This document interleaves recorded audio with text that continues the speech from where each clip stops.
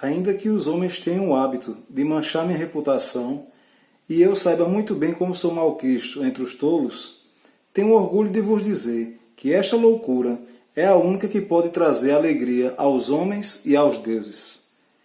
É assim que começa essa obra-prima aqui, ó, Elogio da Loucura, de Erasmo de Roterdã. Venha comigo.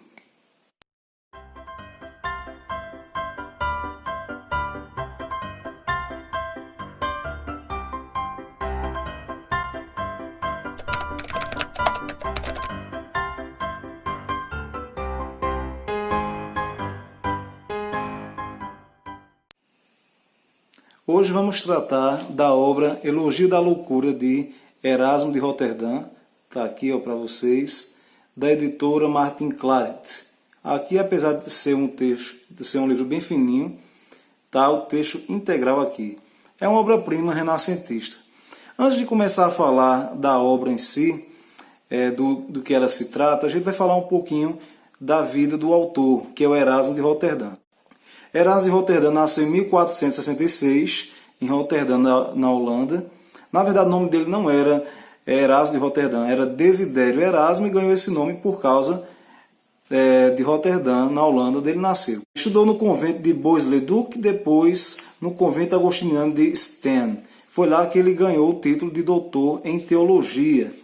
Logo depois, ele foi para a Inglaterra e conheceu um dos seus melhores amigos, que foi o Thomas More, ou Thomas Moros, como alguns gostam de falar. Inclusive, Thomas Moros, ele escreveu a Utopia, né? Para quem não lembra, outro clássico da literatura. Esse livro Utopia foi escrito por Thomas Moros, e Thomas Moros teve um fim bem trágico, inclusive, lá na Inglaterra, né? O rei da Inglaterra, Henrique VIII, perseguiu Thomas Moros e mandou decapitar o Thomas Moros. Anos seguintes, a Igreja Católica ela canonizou o Thomas Moros e hoje é considerado um santo da Igreja Católica. Muito bem. A gente ainda vai continuar falando aqui sobre o Erasmo de Roterdã, que é o nosso objeto aqui de estudo de hoje, e algumas obras que ele escreveu. Foram várias, na verdade. Eu vou citar algumas delas. A primeira de todas foi os Os Antibárbaros. Então ele escreveu Os Antibárbaros, foi a primeira obra dele. Escreveu Do Livre-Arbítrio. Essa obra, inclusive, ela se chocava com algumas ideias de Martinho Lutero na época, e Erasmo de Roterdã, que tinha uma certa aproximação com Martinho Lutero, eles romperam os laços de amizade por causa da sua incompatibilidade teológica a partir dessa obra do livre-arbítrio. Uma das últimas obras dele foi A Amável Concórdia na Igreja, mas nenhum desses livros se destacou tanto como Elogio da Loucura, que hoje é considerado um clássico da literatura universal renascentista. Quando foi em 12 de julho de 1536, ele faleceu em Basileia, na Suíça. Mas ele faleceu e a sua obra ficou. Em que contexto histórico foi escrito a obra Elogio da Loucura? O Elogio da Loucura foi escrito em 1509. Ela foi escrita na época, primeiramente em latim, foi escrito numa época em que existiam várias transformações ali na Europa. A gente vai observar que a Europa estava saindo da Idade Média para entrar na Idade Moderna. Vamos observar também que muitos acontecimentos vão fazer com que as mudanças de pensamento e de comportamento dos europeus. Existiam ali várias transformações que modificaram todo o pensamento da época, todo o comportamento. Lembre-se que nesse período aqui, estamos falando, 1509, é mais ou menos na época das grandes navegações. Na época das grandes navegações, a essa altura do campeonato, no ano de 1509, por exemplo, o Brasil já tinha sido descoberto, a América também já tinha sido descoberta, já existia nova rota para as Índias e tudo mais. Outro grande acontecimento desse período aqui foi a Reforma Protestante. Então, pela primeira vez na história, a Igreja Católica realmente sentiu um baque mais profundo, né, a partir da Reforma Protestante feita por Martinho Lutero. Também nesse contexto de grandes navegações, Reforma Protestante, tivemos o movimento renascentista, ou o Renascimento, ou a Renascença, como alguns gostam de falar. O movimento renascentista foi um movimento intelectual, filosófico, que surgiu na Europa, mais precisamente na Itália, no final do século XIV para o final do século XVI. Então ali a gente pode citar vários pensadores, vários intelectuais da época, vários artistas, né? A gente pode citar Leonardo da Vinci, a gente pode citar Michelangelo, a gente pode citar William Shakespeare, Dante Alighieri e por ali vai. Dentro desse contexto, o Renascimento ele tem várias características. Uma delas é o resgate da cultura greco-romana, outra delas é o antropocentrismo. O antropocentrismo, antropo-homem, centrismo centro, então o homem é o centro da discussão para poder compreender o homem e o mundo, né, como funcionava o mundo naquele período. Esse antropocentrismo ele vai se contrapor ao teocentrismo. O teocentrismo que vigorou durante toda a Idade Média, mas agora o pensamento renascentista vai trazer não mais Deus, Deus, centrismo centro, não mais o teocentrismo como o centro de tudo, mas agora o antropocentrismo. Antropocentrismo, muito bem, eita palavrinha. O antropocentrismo, ele derivou para o humanismo.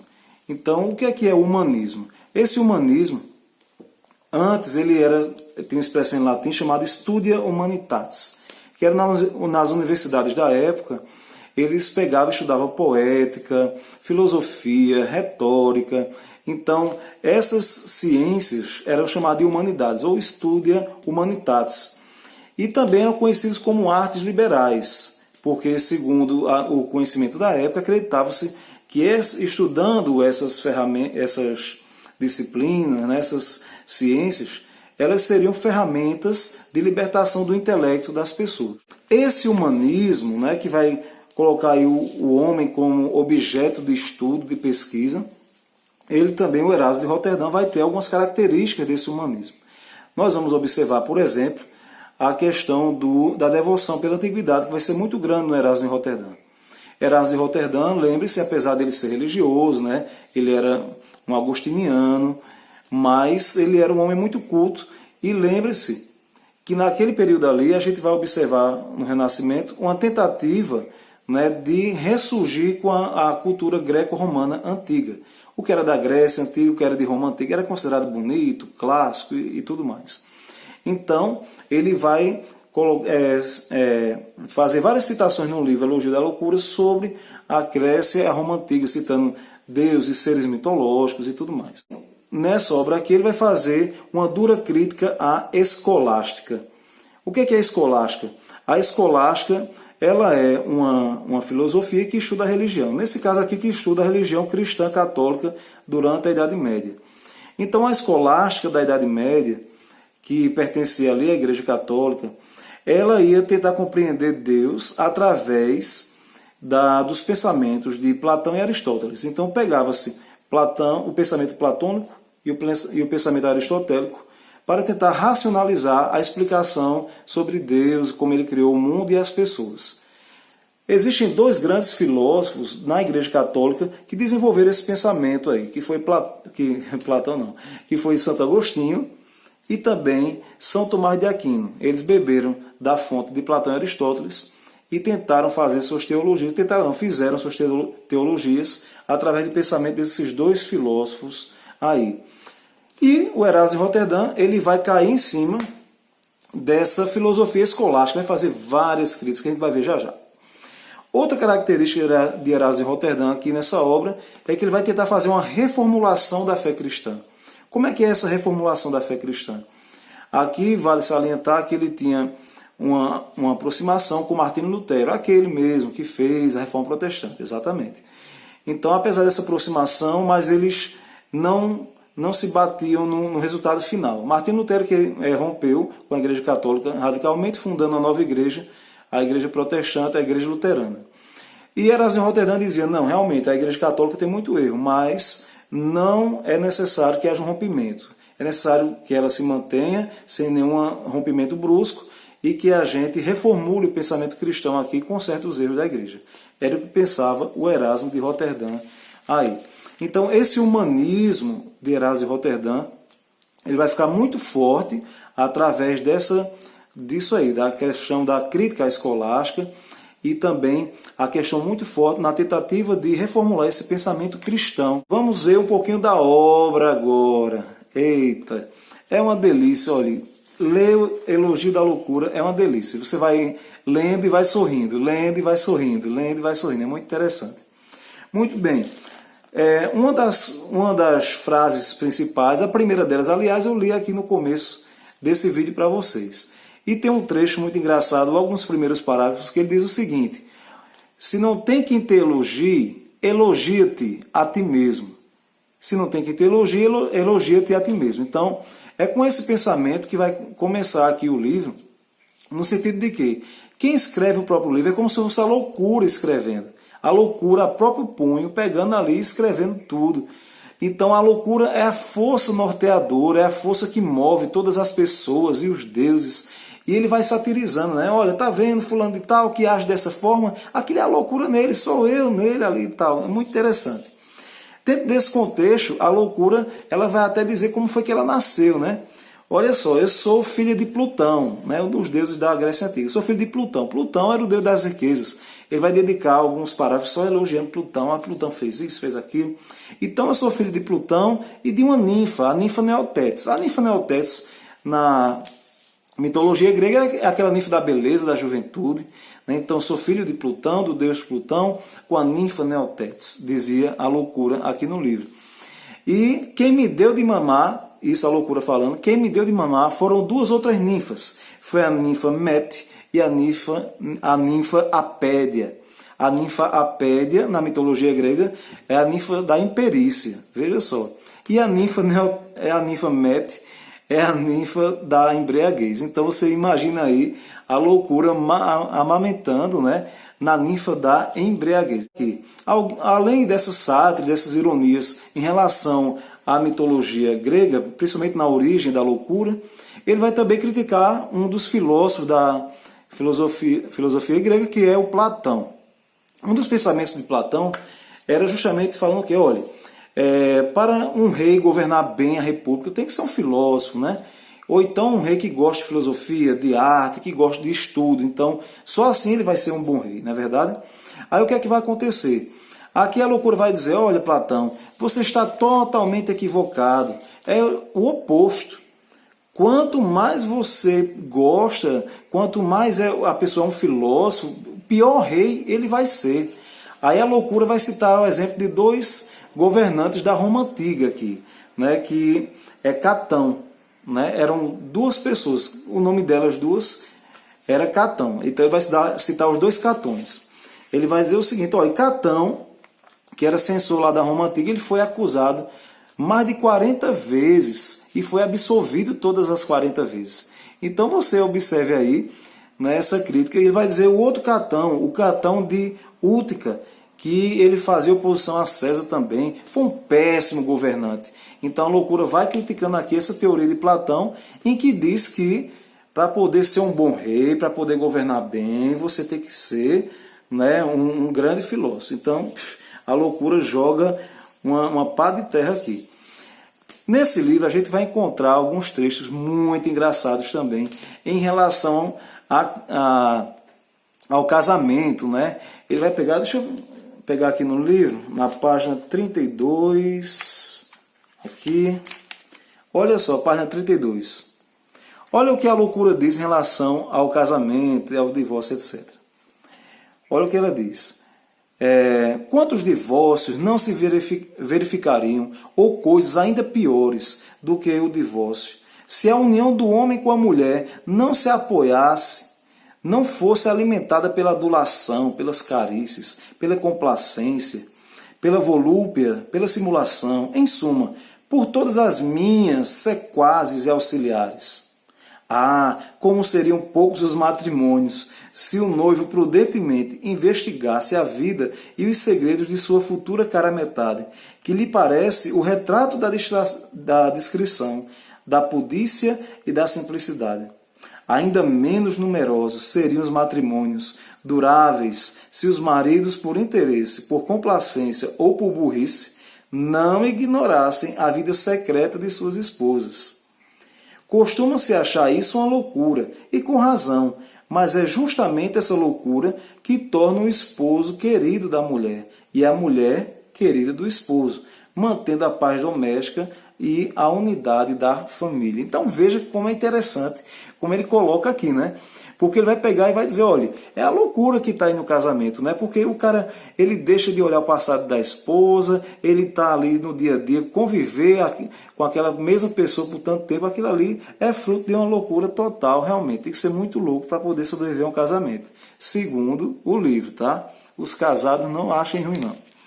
Aqui na página 54, deixa eu abrir para vocês, ainda falando sobre o casamento. Olha só. Mas quando um marido imbecil adora a mulher, julgando-a mais fiel do que Penélope, mesmo que ela faça crescer na cabeça um bosque de chifres. Cadê? Um bosque de chifres. E intimamente se felicita, bendizendo enormemente o seu destino e dando graças a Deus por ter unido a semelhante Lucrécia. Ninguém acha que se trate de loucura, porque isso, hoje em dia, é a coisa mais natural deste mundo. Então veja mais uma ironia que ele faz aqui. Né? Hoje em dia a gente chama de corno. Né? O corno, né? Levou gaia. Então ele vai dizer um bosque na cabeça, né? Como se fosse uma árvore de gaia na cabeça da pessoa ali. Então é muito engraçado essa parte, essa ironia que ele faz aqui. Também tem algumas reflexões filosóficas que são bastante curiosas. Lembremos que o autor do livro, Erasmo de Roterdã, era um dos homens mais cultos desse período. Então aqui eu separei uma dessas reflexões para a gente. Onde a loucura diz o seguinte, olha só a loucura tem a virtude de prolongar a juventude, embora fugacíssima, e de retardar bastante a malfadada velhice. Olha que interessante. Ele vai dizer que só a loucura é capaz de prolongar a juventude. A gente observa aqui, como se ele dissesse, para a pessoa viver nessa vida tem que dar uma de doido. No linguajar mais popular, tem que dar uma de doido mesmo. Você já imaginou ali, quanto mais doida a pessoa é, mais jovem ela se sente, e ela vai retardando a velhice, ela vai vivendo mais feliz desse jeito. Então tem umas tiradas como essa aqui no livro também. Nenhuma dessas tiradas que eu falei, nenhuma dessas reflexões, elas se destacam tanto como a crítica à Igreja Católica, à escolástica, etc, etc, etc. Então aqui a gente vai entrar em uma das críticas em relação à Igreja Católica.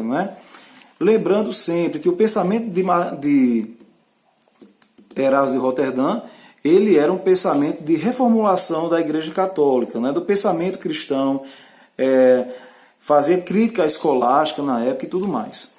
E a ideia dele era justamente ir de encontro e contra aqueles erros que aconteciam, que ele via como erro na questão teológica principalmente, e no comportamento de alguns padres também, padres, bispos e até do Papa. Ninguém escapa da crítica e da ironia do Erasmo de Roterdã aqui. Só que eu separei outro trecho aqui para a gente, na página 64. Ele vai dizer o seguinte. Cadê 64? Muito bem. Olha só que curioso aqui, que interessante. Os homens, enfim, querem ser enganados e estão sempre prontos a deixar o verdadeiro para correr atrás do falso. Quereis disso uma prova sensível e incontrastável? E de assistir a um sermão, e vereis que quando o cacarejador, que injúria, enganei-me, desculpai-me. Queria dizer, quando o pregador aborda o assunto com seriedade e apoiado em argumentos, o auditório dorme, boceja, tosse, assou o nariz, relaxa o corpo, inteiramente enjoado. Se, porém, o orador, como quase sempre é o caso, conta uma velha fábula ou um milagre da lenda, então o auditório logo se agita e os dorminhocos despertam. Todos os ouvintes levantam a cabeça, arregalam os olhos e prestam atenção. Então veja que ele utiliza aqui de muita ironia, para poder falar aqui daqueles pregadores daquele período. Ele diz que a loucura está em todo mundo, tanto na pessoa que quer receber a mensagem do pregador, que ele diz aqui, muitos deixam a verdade para lá para poder gostar da ilusão, daquela história inventada, criada. E a loucura também está no pregador ali, que vai criando aquelas lendas para poder chegar até o seu interlocutor. A loucura está nos dois aí. Ainda nessas críticas veladas, né, à Igreja Católica, aos sermões e tudo mais, ele vai citar aqui vários e vários momentos da Bíblia em que a loucura é citada. Ele vai dizer, por exemplo, olha, você já viu Jesus curando de tudo, mas você nunca viu Jesus curando da loucura, por exemplo. Nunca vi nenhuma passagem bíblica, olha, eu sou incurável, eu sou a loucura. Jesus não curou. Aí, quando você vai nas cartas de São Paulo, né? São Paulo cita várias vezes, vamos viver a loucura da cruz, né? Dizia São Paulo. São Paulo dizia ainda, a loucura de Deus é melhor que a sabedoria dos homens.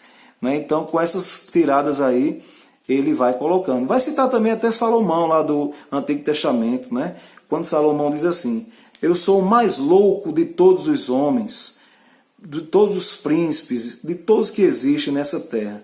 Então, sempre buscando loucura, ele passa algumas páginas desse livro só citando, a Bíblia cita a loucura aqui, me cita ali, me cita aqui também, e por ali vai. É muito engraçado. E a obra Elogio da Loucura, ela vai se transformando um verdadeiro caldeirão cultural. É muito bacana, é gostoso de ler, é uma leitura que eu recomendo. Alguns pontos que talvez o leitor não goste, é porque ele, no início do livro principalmente, nas primeiras páginas do livro, ele cita muito a questão da mitologia grega, vai satirizando. E quem não gosta de mitologia ou não conhece mitologia pode achar um pouco meio chato no início. Porém, existem as notas de rodapé no finalzinho do livro, da página, que elas vão explicando. Ele cita, por exemplo, aquela ninfa Neotétis que eu falei anteriormente. A ninfa Neotétis, que era a mãe da loucura. Mas ela é o que ninfa é essa que eu não conheço? Aí você vai lá embaixo, está Neotétis, a ninfa da beleza e da juventude. Então, um dos pontos que talvez o leitor não se agrade muito é esse, porque existe muito de mitologia. Mas é uma leitura que o público-alvo aqui eu diria que é para quem gosta realmente de um bom livro, cheio de ironias, um livro bem escrito, é um banho cultural aqui do período, né? E principalmente para estudantes do ensino médio e estudantes universitários na área de humanas. Né? Eu lembro quando eu fiz minha faculdade de História, né? Eu lembro que a professora passou, eu li na época alguns trechos, não li todo, li alguns trechos para poder fazer trabalho em faculdade, e agora eu reli, e dessa vez por completo, e foi uma delícia, realmente vale muito a pena. Então, a gente vai ficando por aqui. Espero que vocês tenham gostado. Um grande beijo. Fique com Deus. Tudo de bom.